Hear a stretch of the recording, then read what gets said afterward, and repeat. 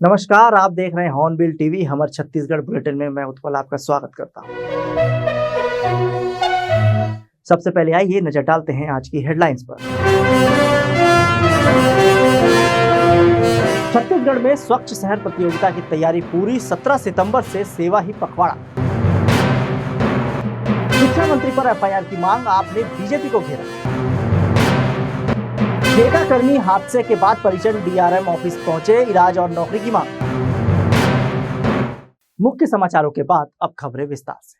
केंद्रीय आवास एवं शहरी कार्य मंत्री मनोहर लाल खट्टर की अध्यक्षता में हुई वर्चुअल बैठक में छत्तीसगढ़ के उप मुख्यमंत्री अरुण साव ने आगामी स्वच्छता गतिविधियों पर चर्चा की। उन्होंने बताया कि प्रदेश में स्वच्छ शहर प्रतियोगिता की तैयारी पूर्ण हो चुकी है। अगले महीने से निकायों का सर्वे होगा।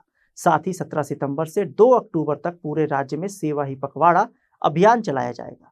इस दौरान सफाई, जन जागरूकता और स्वच्छता से जुड़ी गतिविधियों पर विशेष ध्यान दिया जाएगा। उप मुख्यमंत्री ने निकायों से सक्रिय भागीदारी की अपील की। केंद्रीय आवासन एवं शहरी विकास मंत्री मनोहर लाल खट्टर जी ने देश भर के सभी नगरीय प्रशासन मंत्री और अधिकारियों की बैठक की। बैठक में आने वाले स्वच्छता की गतिविधियों को लेकर उन्होंने चर्चा की। स्वच्छता पुरस्कार 24-25 संपन्न हुआ।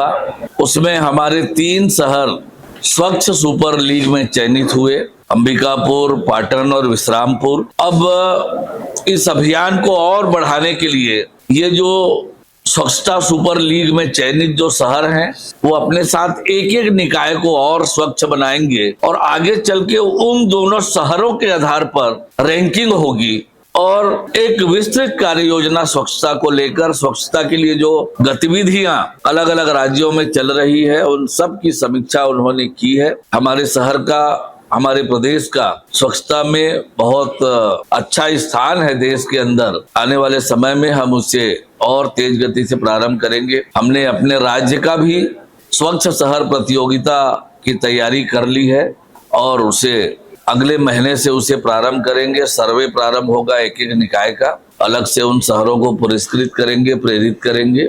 आने वाले समय में गणेश पूजा आ रहा है, नवरात्रि का पर्व आ रहा है। उस पर्व को स्वच्छता से जोड़कर अभियान चलाएंगे कि पर्व के दौरान हमारे शहर स्वच्छ रहें। बहुत विस्तार से बातचीत हुई है।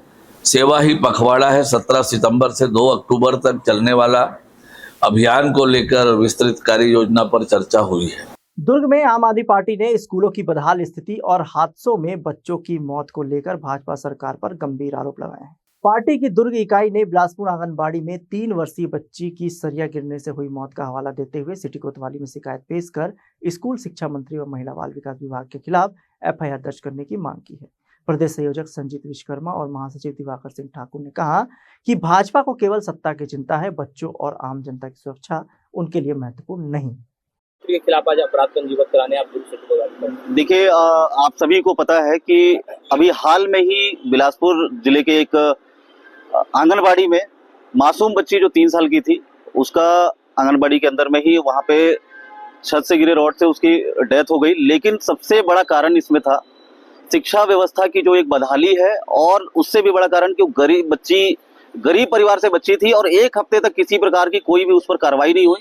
आम आदमी पार्टी के हमारे पदाधिकारियों ने वहां पर इस मामले को संज्ञान में लिया, काफी मशक्कत की, उसके बाद जाकर एफआईआर दर्ज हुआ।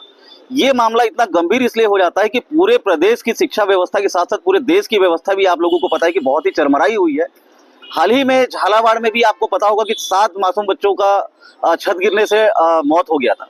इन सारी चीजों को देखते हुए कि कितनी लापरवाही है भारतीय जनता पार्टी के शासनकाल में, डबल इंजन की सरकार बोलते हैं और इस डबल इंजन की सरकार में ना ही कोई कानून व्यवस्था रह गई, ना ही कोई शिक्षा की व्यवस्था रह गई है।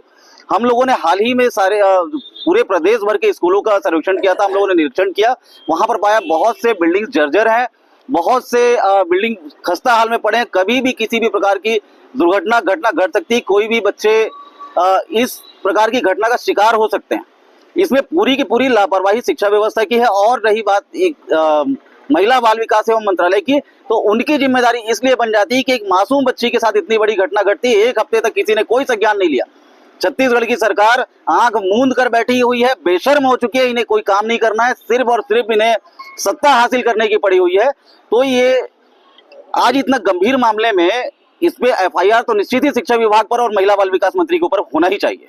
अभी और कुछ मांगे हैं आप लोगों की? जी, हमारी यही मांगे है कि इस मामले को लेकर बड़ी ही गंभीरता से जांच हो और इस जांच को लेकर ही हमने पूरे छत्तीसगढ़ प्रदेश में सभी जिलों में हमने आज आवेदन सौंपा है कि शिक्षा विभाग एवं महिला बाल विकास के ऊपर में जांच कर कड़ी से कड़ी कार्रवाई की जाए। हम ये ज्ञापन देने आए, जैसे प्रदेश भर में जो शिक्षा विभाग को लेकर है, आंगनबाड़ी को लेकर है, जो वहाँ पे व्यवस्था होना चाहिए वो व्यवस्था है नहीं। इससे बिलासपुर में तालपुर में एक 3 वर्षीय बच्ची ऊपर पाइप गिरने से उसकी मृत्यु हो गई, जिसकी जिम्मेदारी शासन नहीं ले रहा है। इस संबंध में हम शिक्षा मंत्री के खिलाफ एफआईआर करने के लिए और आंगनबाड़ी में जो भी पद में है उनके खिलाफ ज्ञापन देने आए थे कि उस बच्ची को न्याय मिले और ऐसी घटना जो प्रदेश में हो रही हैं इस घटना पर रोक लगाई जा सके। कारण क्या है, ये घटनाएं होती रहेंगी और यदि जवाबदारी नहीं ली भाजपा सरकार ने तो हम लोग आगे चल के और भी इससे ज्ञापन देंगे और उन पर कार्रवाई की मांग करते हैं, क्योंकि भाजपा सरकार अभी तक कुछ भी ऐसा काम नहीं कर रही, सिर्फ सत्ता में आके सिर्फ अपनी रोटी सेक रही है और कुछ नहीं कर रही, जनता के हित में कुछ काम नहीं कर रही है। आपका परिचय? मैं दिवाकर सिंह ठाकुर, महासचिव दुर्ग से है। बिलासपुर रेलवे कोचिंग डिपो में शनिवार को हुए हादसे में ठेका कर्मचारी प्रताप बर्मन 25,000 वोल्ट करंट की चपेट में आकर गंभीर रूप से घायल हो गया था। प्रताप का इलाज अपोलो अस्पताल में जारी है, लेकिन परिजनों का आरोप है कि न तो ठेकेदार और न ही रेलवे प्रशासन उसकी जिम्मेदारी ले रहा है। मंगलवार को बड़ी संख्या में ग्रामीण और परिजन डीआरएम कार्यालय पहुंचे और बेहतर इलाज, पत्नी को नौकरी और प्रताप की तनख्वाह परिजनों को देने की मांग की। उनका कहना है कि परिवार की आर्थिक स्थिति बेहद नाजुक है। आप बता दीजिए कि क्या कुछ समस्या है, क्या तकलीफ है, बताएंगे। पहले मेरे पति अच्छे से हो जाए, उसका पूरा ट्रीटमेंट बीच बीच में बंद करवा दे रहे हैं। उसके लिए मैं बोल रही हूँ कि उसका ट्रीटमेंट अच्छे से हो। जितना दिन तक वो ठीक नहीं हो रहा है उतना दिन तक वो हॉस्पिटल में है, उतना उसका पूरा ट्रीटमेंट अच्छे से होना चाहिए।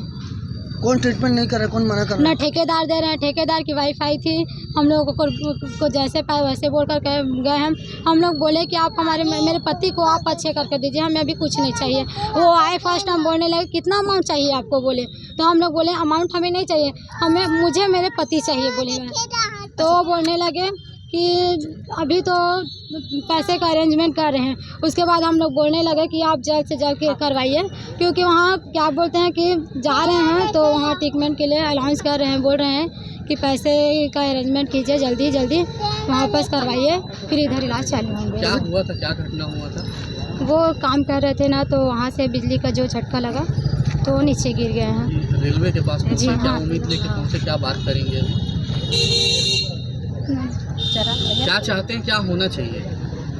मेरा पति अभी अच्छा होना चाहिए बस। और भैया इनसे काम इनसे नाम बता। ओ प्रीतिकुर है मेरे नाम है, ओ प्रताप बर्मन मेरे भाई है, छोटा भाई है। ओ तो काम आप कुछ नहीं कर सकेगा, वो तो ठीक है। और उसका पूरा ट्रीटमेंट पूरा जितने दिन तक वो नहीं ठीक होगा उसको ठीक करने का जिम्मेदारी ले। कितना दिन हो गया अभी हॉस्पिटल? अभी तो 3-4 दिन हुआ, चौथा दिन हुआ है, अभी ज़्यादा दिन नहीं हुआ है। कितना खर्चा हो गया अभी तक कुछ पता है? अभी तो नहीं, अभी कुछ है नहीं है। अभी हमारे पास वो डॉक्टर है जो भी कर रहा है, बोले हम धीरे धीरे कर देंगे भैया, अभी ट्रीटमेंट रोकना मत, इलाज करना, जैसे भी हो इलाज करो, हम लोग करेंगे, जैसे बन जाएगा वैसे करेंगे। अब वो तो काम नहीं कर सकते, वो कर क्या सकते हैं, क्या कुछ नहीं कर सकते हो। उसका बच्चा, उसका बीबी है, कौन संभालेगा उसको? यही है कहना है हम लोगों का। आपकी मांग क्या है? हॉस्पिटल अपोलो में है वो।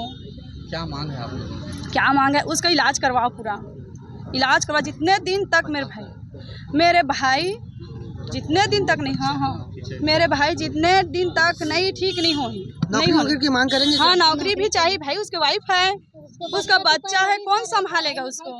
पढ़ाई लिखाई कौन करेगा उसको?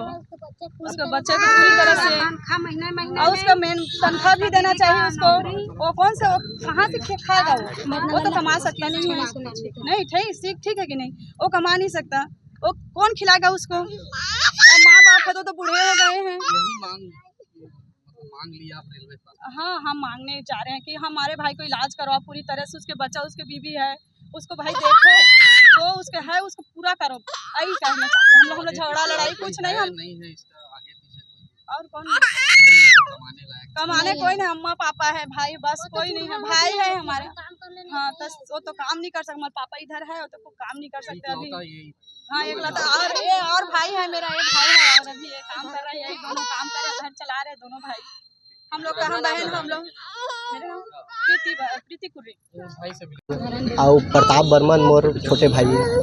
मैं कहता हूँ जो लापरवाही हुए है ना, जो काम करते थे, जो मीना सर ऐसे बोलते, ठीक है, वो वही है। बताओ जो भी करे हैं ठीक, काम उम करवा दे, लापरवाही सुधा जो बिजली उजली बंद नहीं करे और वैसे चढ़वा दे रही से, तो पूरा कार्रवाई करा है ऐसे मीना के प्रति और ठेकेदार के प्रति। बिना कुछ है के सेफ्टी के वो चढ़ा रही थे, बोले सब देखे हुआ, ठीक है। और हमन के मांग है कि बताओ कोई ध्यान नहीं देते, जब तक हमन गुहार लगा था कोई सुनते नहीं है हमन के। रेलवे प्रबंधन क्या कह रहा है, ठेकेदार क्या बोल रहा है? रेलवे प्रबंधन ये बोल रहा है कि हम लोग हमारे आदमी ही नहीं है करके, तो काम तो वही कर रहा था ना, और वही की इंचार्ज है जो मीना सर, वही तो काम करवा रहे हैं और कोई दूसरा तो काम नहीं करवा रहा। परिवार के लिए क्या मांग कर रहे हैं आप?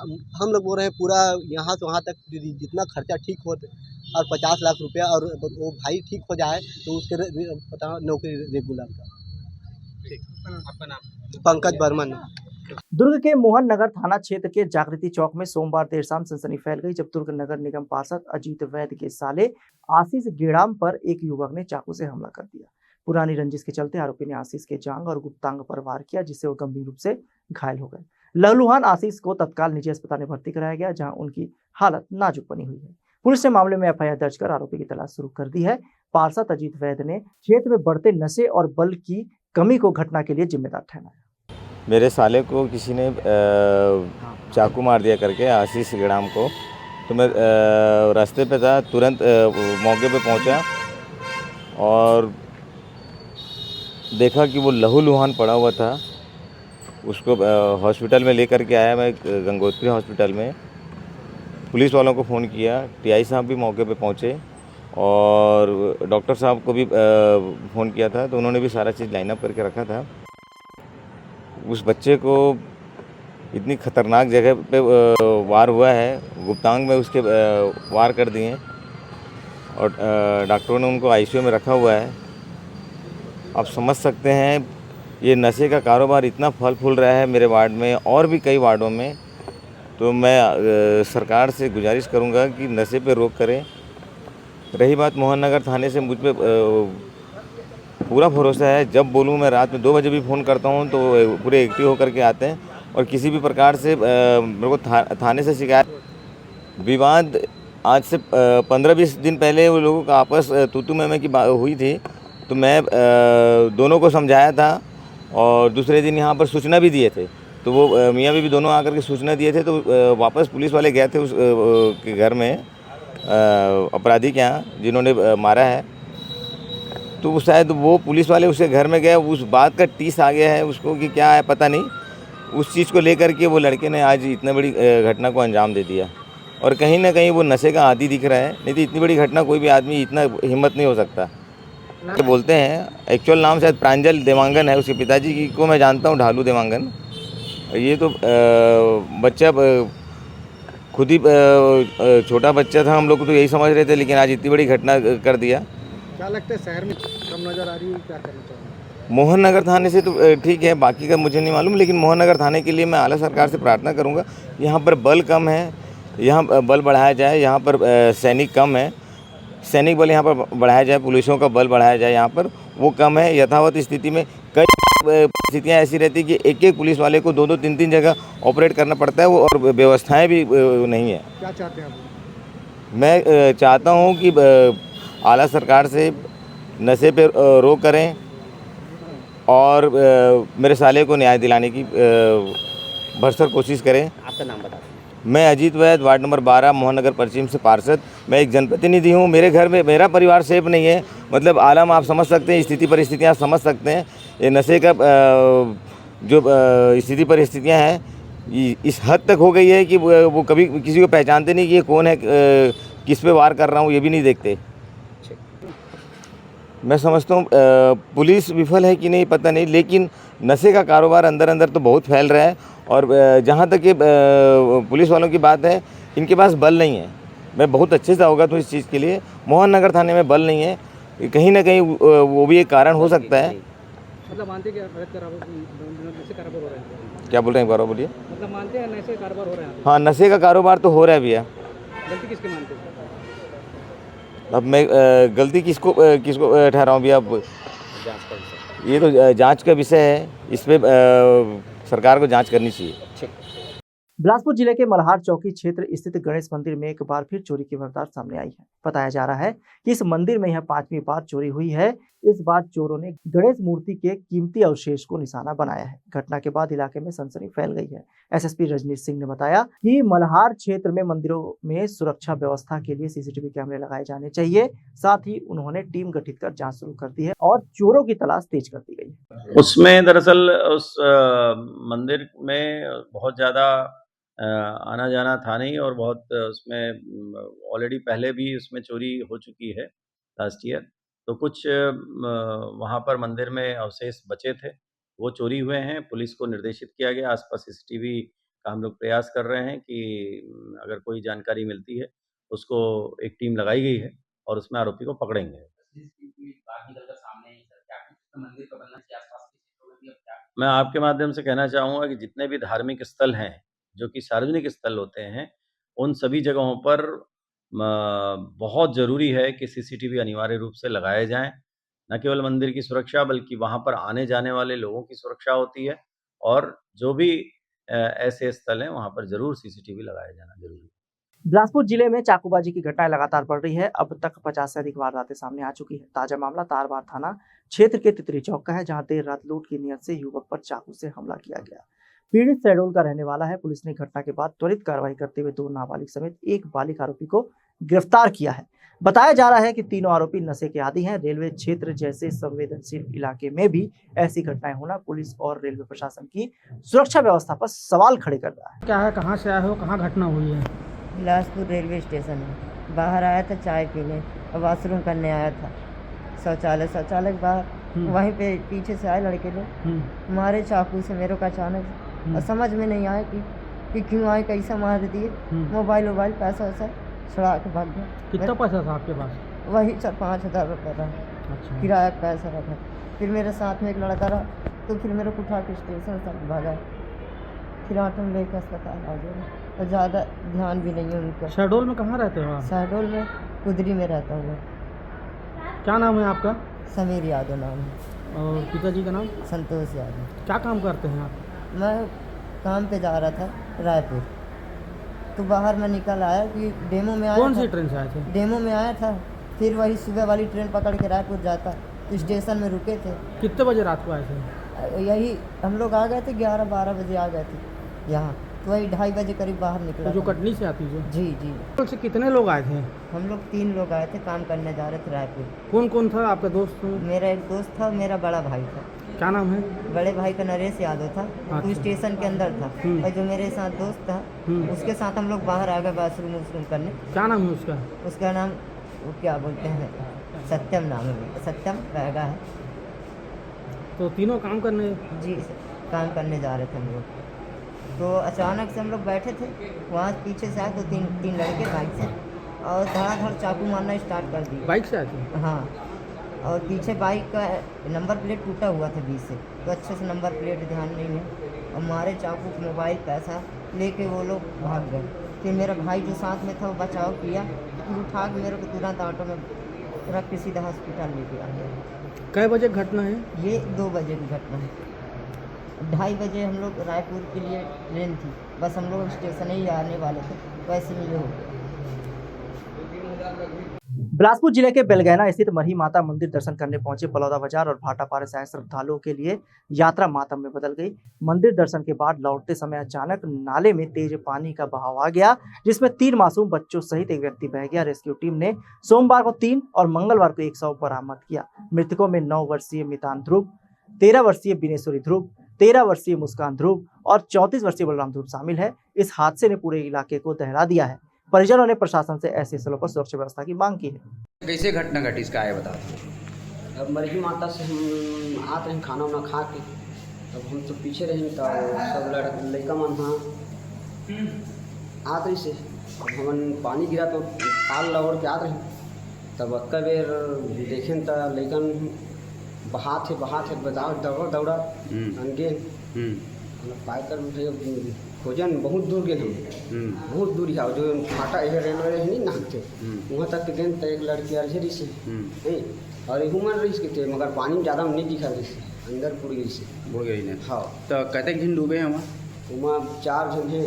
अच्छा। और एक जन पता नहीं है वो किस साल के वही? वो 34 साल के ऐसे। तो सब कहाँ के सब तुम्हारे परिवार है का है? हाँ एक हमोर लड़की है गौरी और एक हमोर भांजी है एक मतलब सब एक परिवार होके वहाँ पूजा करे गया रहा। अच्छा। तो पानी कैसे आई बहाव एकदम से? पानी ऐसे थोड़ा कम रही से धार होता नहा के अब कम बड़ी से एकदम तत्काल अब मन अपन सल पकड़ी देखो सांप में बह गिरते हैं लकड़ी उकड़ी पकड़ी से ये काम किया है। तो पानी गिरते में बड़ी बाढ़ है? हाँ पानी गिरते में बाढ़। क्या नाम है अपन के? सुरेश कुमार ध्रुव। कहाँ के? ग्राम बलौदा बाजार जिला। आज के बुलेटिन में बस इतना ही। मुझे दीजिए इजाजत। देखते रहिए हॉर्नबिल टीवी।